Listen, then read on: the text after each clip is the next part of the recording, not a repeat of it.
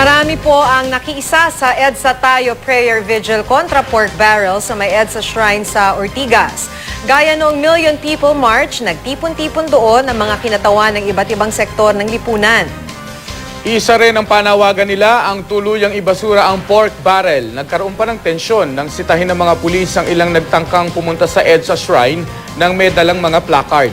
Nakiisa rin sa EDSA Tayo Prayer Vigil ang ilang taga-probinsya. Sa Davao City, may ilang grupong nagprotesta sa labas ng tanggapan ng isang mambabatas. Magkakaroon din daw ng kaparehas na rally sa opisina ng 2 pang kongresista roon. Sa North Cotabato naman, ilang militante ang nagpunta sa Freedom Park ng Kidapawan City para sa isang silent protest. Sa Bulacan, nagkaroon ng Unity Walk mula sa San Jose del Monte City hanggang sa Malolos City. Nagmarcha rin ang mga estudyante at guro sa Ilagan City, Isabela.